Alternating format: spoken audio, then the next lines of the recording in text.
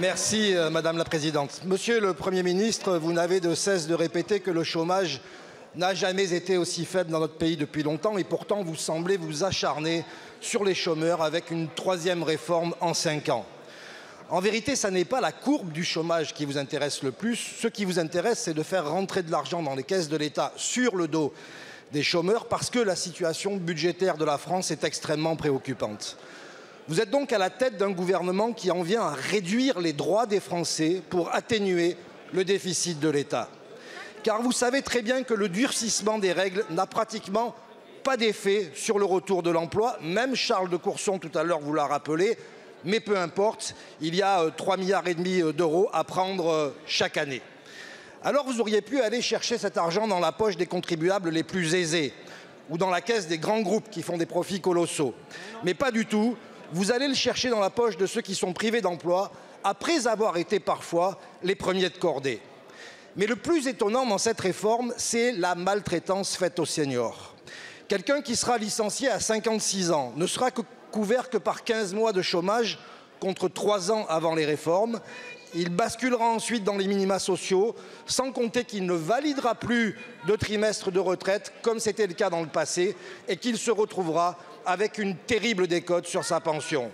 C'est brutal, c'est injuste, c'est surtout cynique quand on sait que l'assurance chômage est excédentaire et qu'il s'agit bien de ponctionner des cotisations qui serviront à autre chose qu'à indemniser. Ma question est donc à la fois simple et précise. Quand vous aurez fini d'essorer ceux qui ont perdu leur emploi, dans quelle poche vous envisagez d'aller chercher la suite?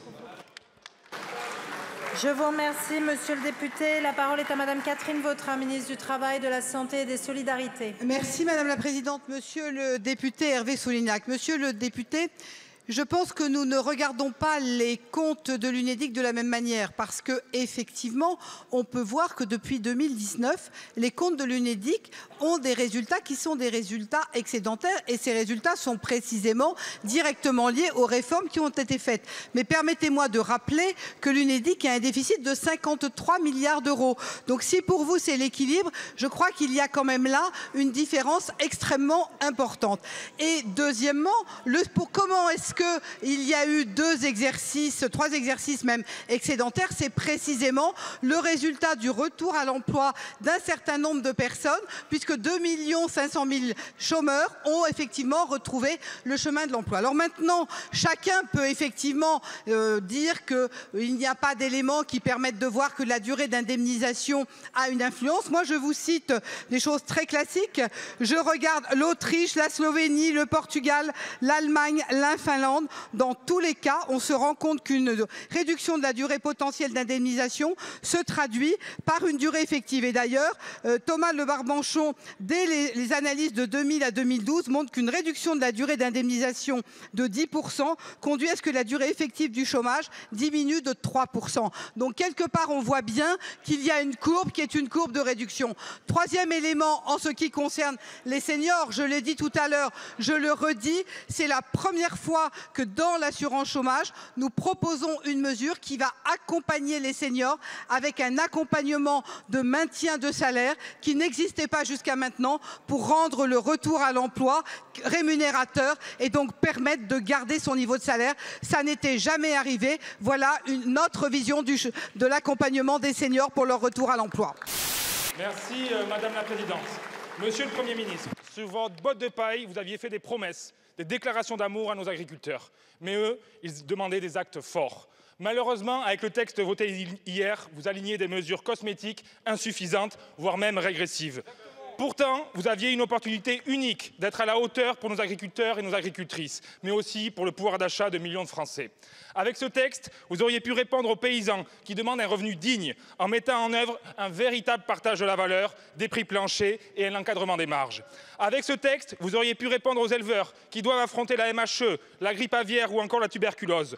Pour eux, ce sera toujours un parcours du combattant pour être accompagnés.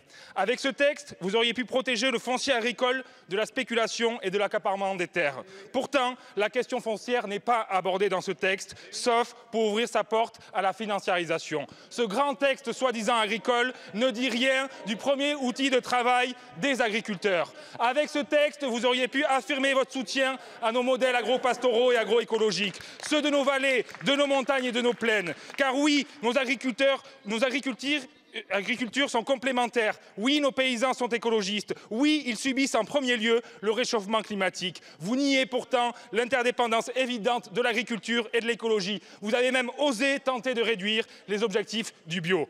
Avec ce texte, vous auriez pu protéger nos exploitations de l'inflation, mais aussi de la concurrence déloyale, encouragée par des accords de libre-échange comme le CETA. Vous auriez pu aussi mettre fin au labyrinthe administratif qui détourne nos agriculteurs de l'accès à leurs droits. Dans le fond, ce texte mou ne satisfait personne. Il ne peut décemment se poser comme une réponse à la crise.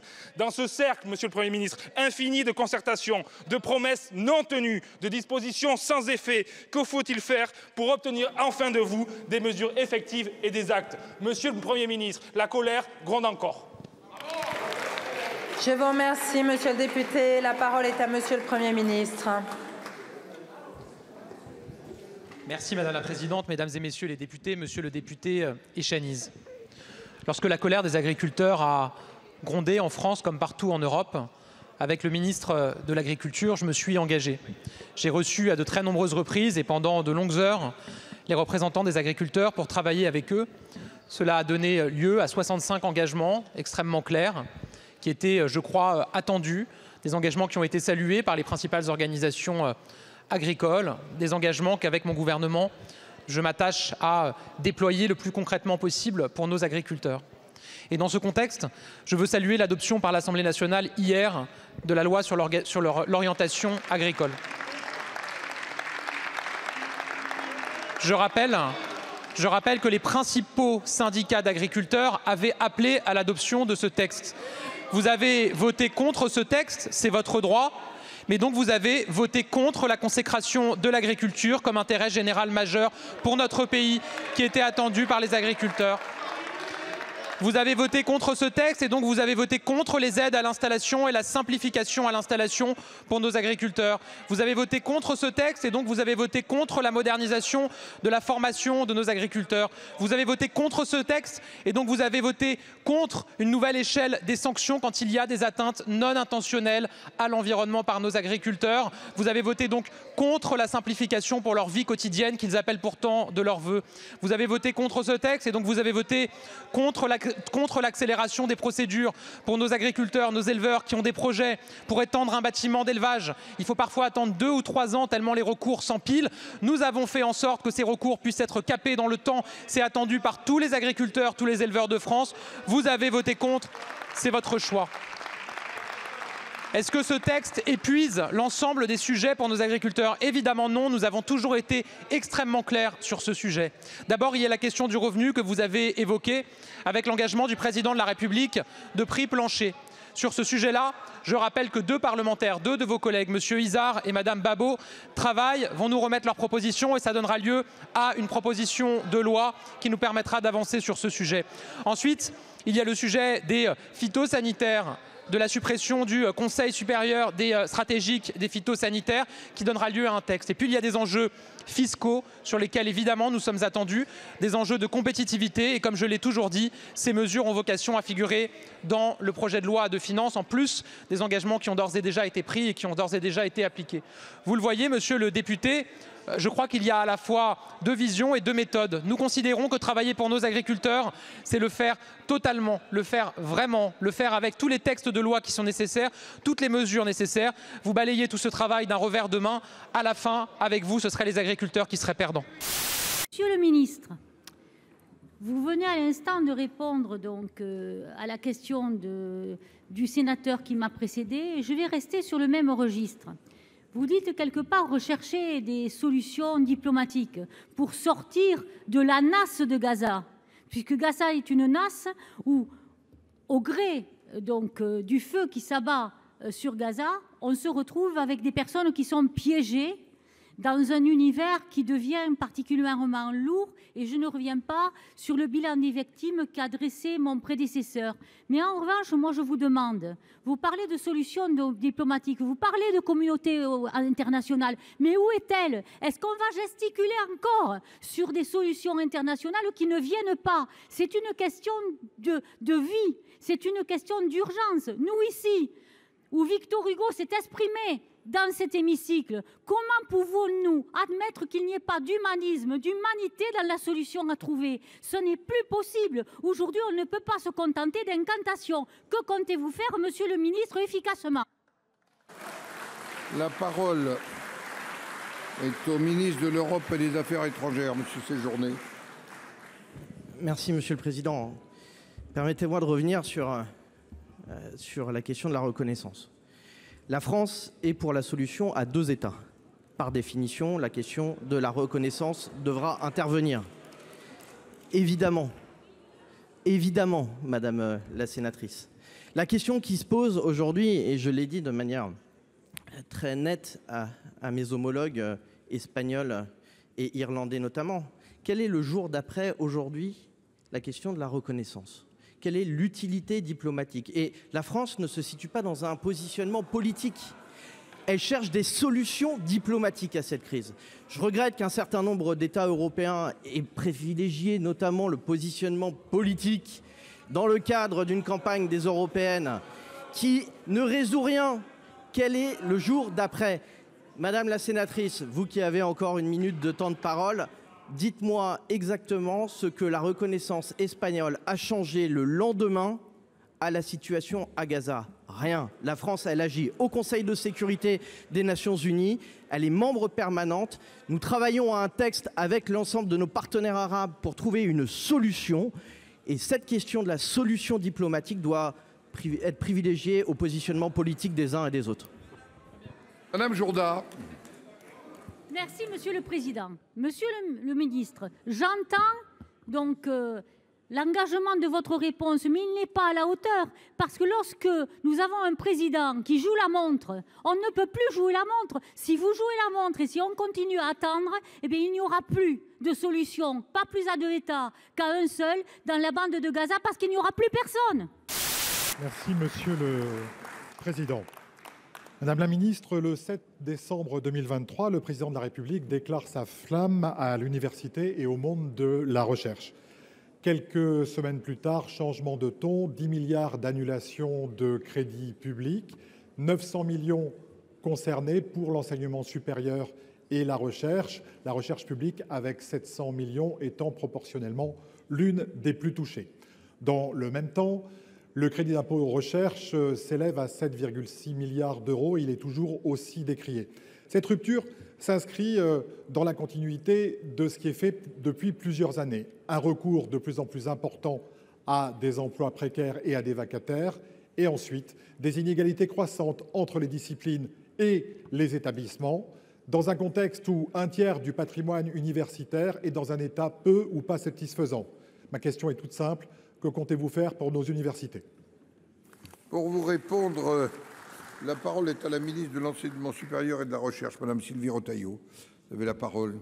Merci, Monsieur le Président, Monsieur le Sénateur Kerrouche.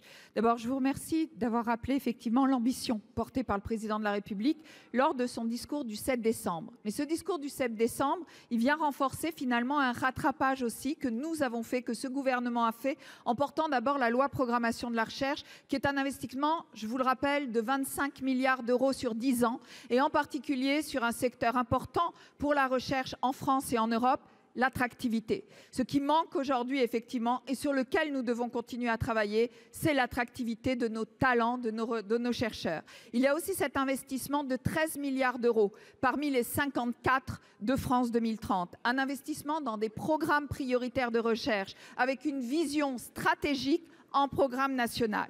Effectivement, vous l'avez dit aussi, et je vous rejoins, il y a eu dans ce contexte économique une annulation globale de 900 millions qui porte sur 580 millions sur mon ministère. Je vais donc vous répondre sur ces 580 millions. 75 millions concernent la réserve de précaution. Et le reste, c'est 100 millions environ sur de la programmation pluriannuelle d'immobilier et d'équipements de recherche. Je ne veux pas minimiser l'impact. Et je peux vous dire que nous continuerons à porter cette ambition à travers cette loi de programmation de la recherche, à travers le prochain programme européen et à travers l'ensemble, et en particulier sur l'immobilier, les CPER et les plans de relance, de projets que nous avons portés avec nos établissements et l'ambition pour la recherche et l'investissement que le président de la République a rappelé. Je vous remercie. Monsieur Kerrouche. Madame la ministre, j'entends le discours managérial habituel du gouvernement. Mais non, Madame la ministre, on ne fait pas de bons travaux dirigés avec 60 étudiants dans une salle, pas plus qu'on est dans de bonnes conditions avec un amphithéâtre à 14 degrés. Vous n'avez pas la confiance des acteurs de l'enseignement supérieur et de la recherche. Seulement 4% ont un avis positif sur leur réforme. Ensuite, le recours massif à l'emploi précaire vient miner notre enseignement supérieur quand les salaires académiques sont toujours peu élevés. On estime qu'il faudrait 10 000 recrutements dans les universités pour retrouver le taux d'encadrement de 2010. 25% des étudiants sont désormais dans l'enseignement privé contre 15% dans les années 1990, alors que cet enseignement n'a pas la même obligation de transparence. Et en fait, à la fin, vous renoncez à la promesse républicaine parce que ce sont les étudiants les plus favorisés qui fréquentent les meilleurs établissements. Il y a plus d'étudiants, de familles qui ont des enfants dans les catégories supérieures qui sont diplômés que s'agissant des ouvriers. Le Premier ministre disait il y a quelques semaines que vous étiez le gouvernement du dépassement. C'est faux, Madame la ministre. Pour la recherche, pour l'enseignement et pour l'université, vous êtes le gouvernement du déclassement. Merci, Monsieur le Président. Tout à l'heure, à 18h, se tiendra devant les ministères sociaux et à l'appel de plusieurs associations un rassemblement contre les violences sexistes et sexuelles dans le monde de la santé. Qu'il s'agisse des filières universitaires, Madame la Ministre, ou alors des établissements publics ou privés de santé, Monsieur le Ministre. Le sexisme d'atmosphère, les fresques pornographiques, l'entre-soi masculin, les inégalités de carrière. Pourquoi vous vous sentez concerné quand je parle d'entre-soi masculin, chers collègues? Les inégalités de carrière, je crains que tout ceci ne contribue pas à l'attractivité de l'hôpital dans un secteur où la majorité des professions sont très féminisées et où il y a une grave pénurie de personnel. J'espère que les organisatrices de ce mouvement seront reçues comme elles le souhaitent par les ministres compétents et qu'elles obtiendront les réponses qu'elles attendent. Plus globalement, le MeToo des armées, MeToo hôpital, MeToo cinéma, MeToo politique également. Chaque secteur a besoin d'un traitement dédié. Mais il faut aussi une grande loi globale. La lutte contre les violences sexistes et sexuelles appelle un traitement général complet. C'est le sens des images et de l'appel lancé il y a quelques jours dans le monde par la Fondation des femmes pour une loi intégrale. Nous appellerions plutôt ça une loi d'orientation ou une loi de programmation qui inclurait les moyens, les réformes nécessaires, la totalité de la chaîne, prévention, accompagnement, prise en charge des victimes, répression des auteurs et réparation. Madame la ministre chargée de l'égalité femmes-hommes, comment le gouvernement entend-il répondre à cette proposition et selon quelle méthode de participation démocratique et collective? Pour vous répondre, la parole est à la ministre déléguée en charge de l'égalité entre les hommes et les femmes et la lutte contre les discriminations. Madame Berger. Merci Monsieur le Président, Mesdames et Messieurs les sénateurs, Madame la Ministre Laurence Rossignol. Oui, vous avez raison, il y a une mobilisation qui est extrêmement importante et qui soulève l'ensemble de la société. Karine Lacombe notamment s'est exprimée, mais derrière elle, c'est une foule immense en vérité qui s'exprime, de femmes et parfois d'hommes qui subissent dans des relations d'autorité hiérarchique des abus de cette autorité et de cette hiérarchie qui peut s'exprimer jusqu'à des violences sexuelles. Le ministre de la Santé a d'ailleurs eu l'occasion de la recevoir et je crois qu'il continue évidemment ces consultations de la même manière que la ministre de l'Enseignement supérieur et de la Recherche a déjà travaillé sur un plan sur la lutte contre les violences sexistes et sexuelles dans le monde universitaire, en particulier dans le cadre des études de médecine. féminicides. Et de manière plus générale, en vérité, quand on regarde l'ensemble des secteurs qui sont concernés par des relations d'abus d'autorité, on voit bien que systématiquement, on a besoin d'aller plus loin sur comment on a des circuits de signalement beaucoup plus efficaces, comment on a de la détection, comment on a de la prévention, comment on a des garde-fous. C'est aussi le sens de cette mission interministérielle que justement nous avons lancée avec la santé, avec le travail, avec la fonction publique, avec l'enseignement supérieur, avec le sport, avec la culture, pour garantir que ces garde-fous puissent être posés, avec des femmes qui ont été missionnées sur cette mission, qui sont avocates, qui sont magistrates, qui sont DRH.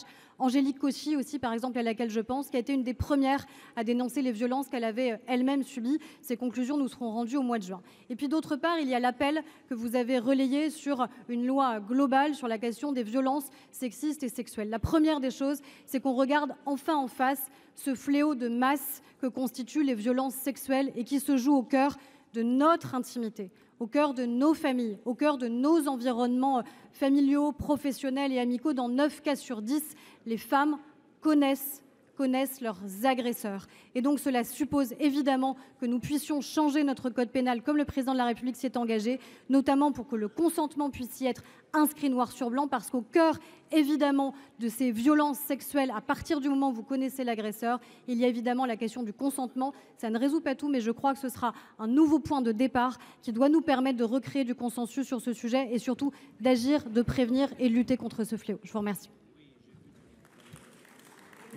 Quelques secondes.